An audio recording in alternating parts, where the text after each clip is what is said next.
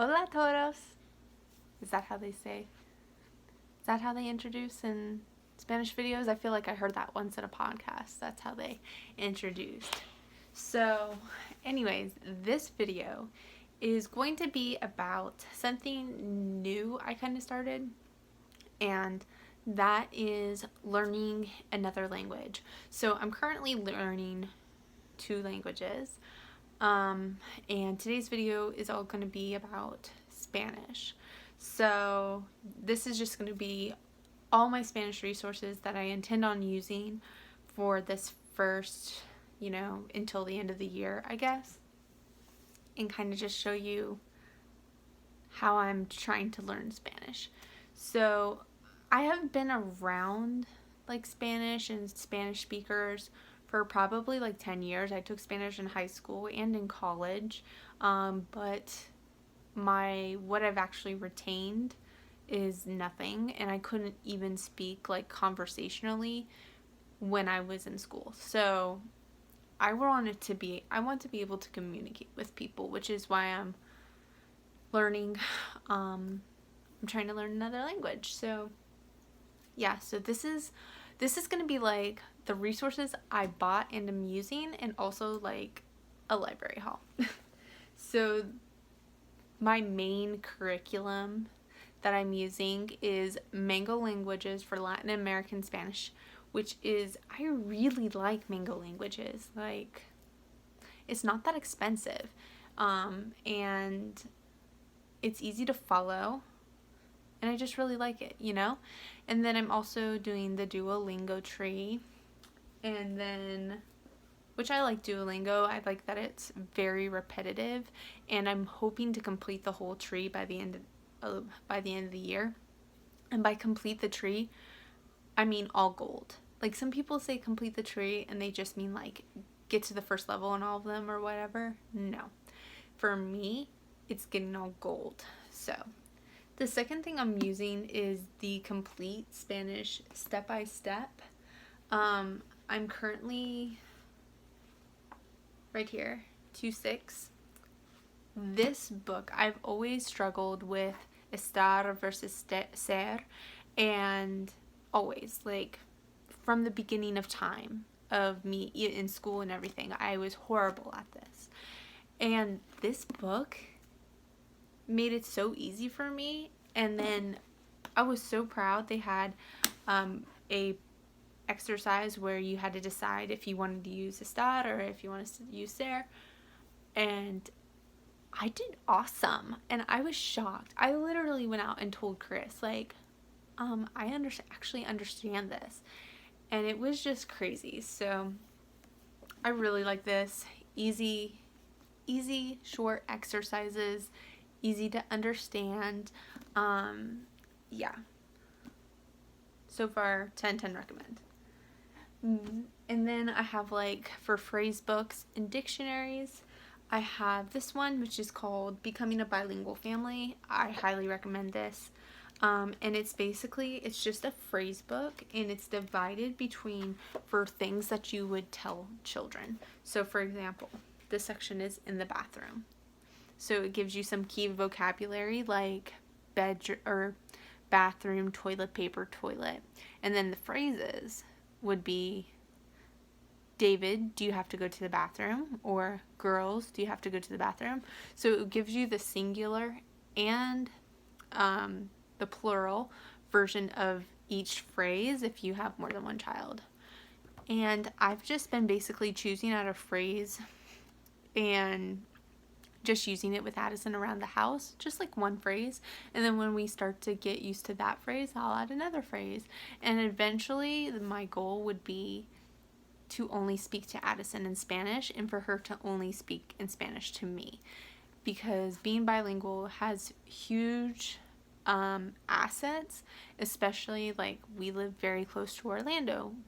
There are literally Spanish speakers all around us. So it would just be really great for her and for us to meet, new people. as well as when she's older, if she chooses to continue to maintain her language, she'll be able to have, she'll be more valuable to employers and things like that. So I know this is not like the typical phrase book that you would get, but this is very practical for me as a parent. And then the next one is this Spanish English Visual Bilingual Dictionary from DK. I'm not going to use this to like look up words, but my goal is to, once I finish all my programs, to just kind of go in here and just like memorize all of this vocabulary and just like choose a page and remember that for a couple days and then add some more until I know this whole book. And this book has 6,000 Spanish words and phrases, and I do know some of them obviously, but I'll be able to learn a lot more. This is just going to be, it'll be like a visual representation of how much I know, which is kind of cool. So I also, after I finish Mango and Complete Spanish, I want to get the Teach Yourself Latin American Spanish book just to go through it and do it and see if there's anything else I need to know.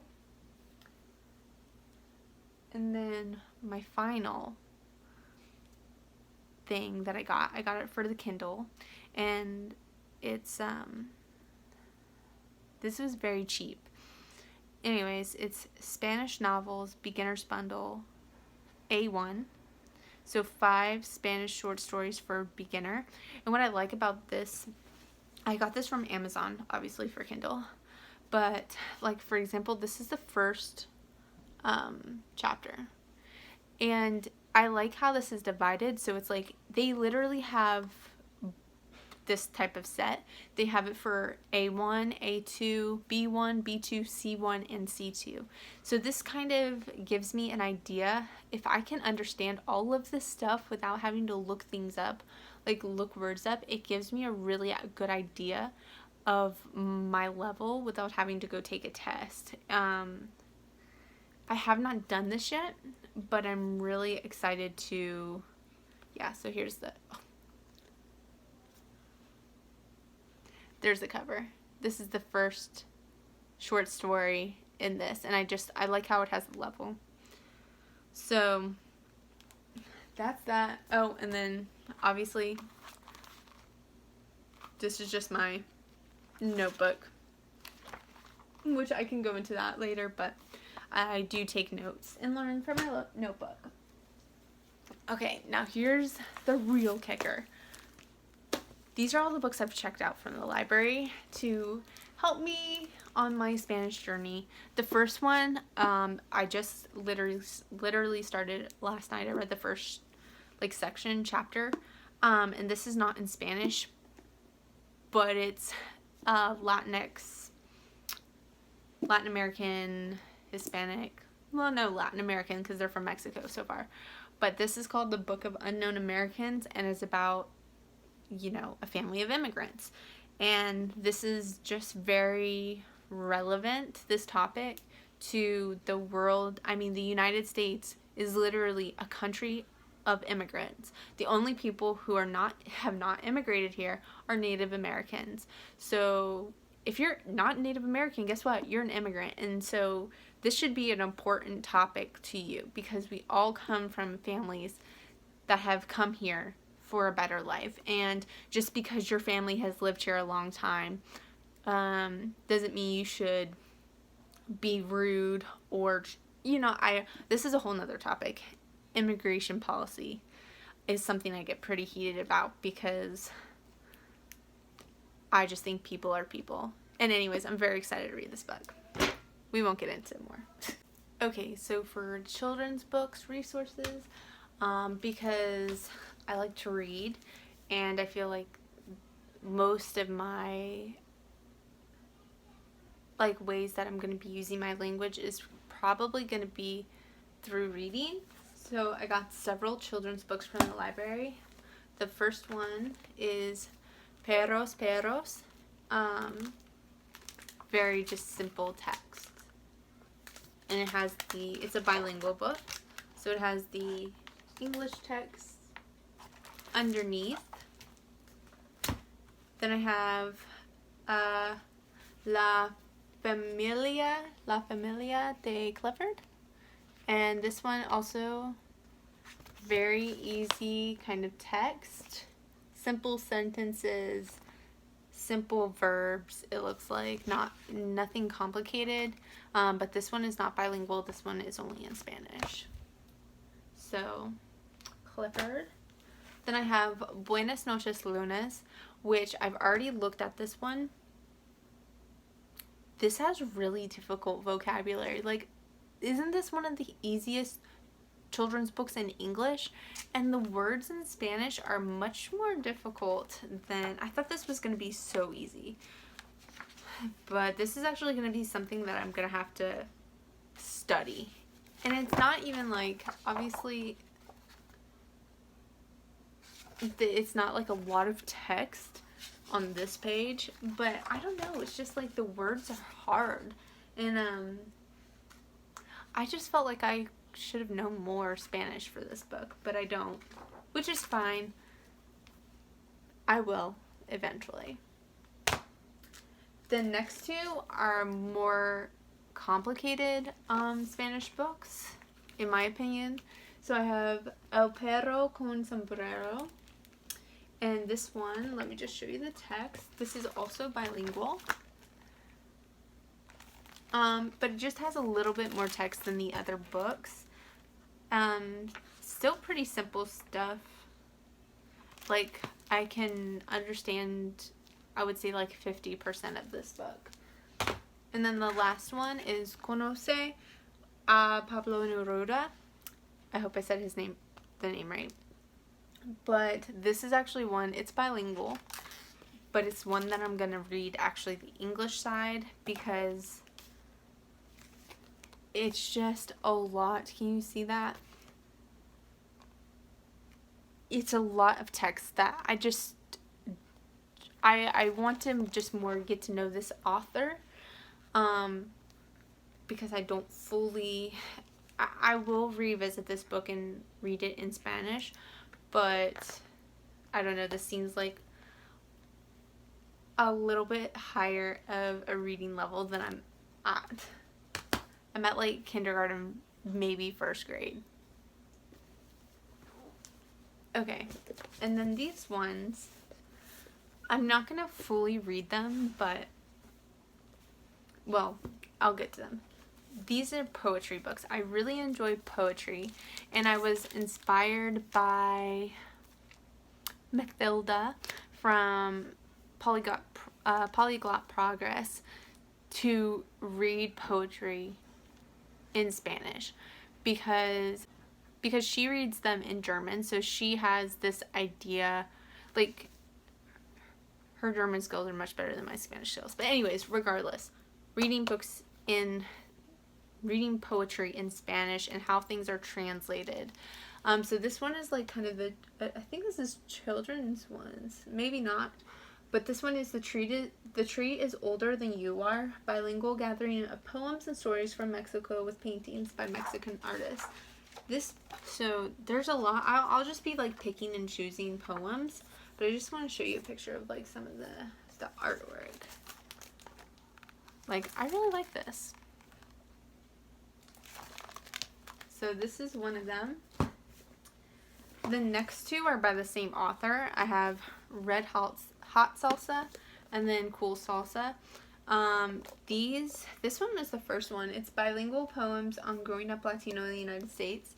And if you go through here, so some of the poems or stories or whatever, some of them are in only Spanish, some of them are only English, and then some of them are Spanglish, so you'll be reading and it'll be like lines of Spanish and then lines of English and lines of Spanish. And I just thought that was really interesting, so I checked this one out. And then Red Hot Salsa, bilingual poems on being young and Latino in the United States. So again, same concept. And I saw these on Amazon, and I just thought it would be an interesting read. And then the last one. This one is way above I feel like, my reading level.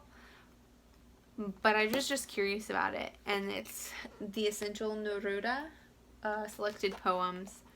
And these are way more than kind of, like, some of them I can read. Like, some of these, like, I know a lot of this vocabulary, so I feel like I could get through some of these, but obviously, I mean, I don't know anything about this author, but apparently this author is a really great poet, because there are a lot of poetry selections and stuff by this author, as well as books written about the author. So this is someone who seems an important part of Latin American literature, or, you know, poetry, and that is important. Like, your authors and artists, those people reflect the time that you're living in, their period, and what's going on politically, or it gives you a lot of context on culture and those types of things. So this has the translations in English on the other side. So even if I don't fully understand it in Spanish, I am going to try to read through at least the English translations of this. Yeah, so this just seems interesting to me. So those are all my library books.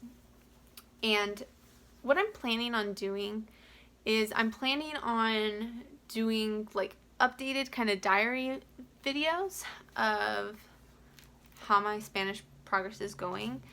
Today makes 46 days straight that I've been doing Duolingo. And I started, let me see when I started Mango. I started Mango on August 16th, and I started Duo on July 10th, to give you an idea. And I just keep a lot of my language progress in here, in my planner. So this is everything I'm using. I will be updating my progress. I'm going to try to do some videos in Spanish just so I can see how I'm speaking.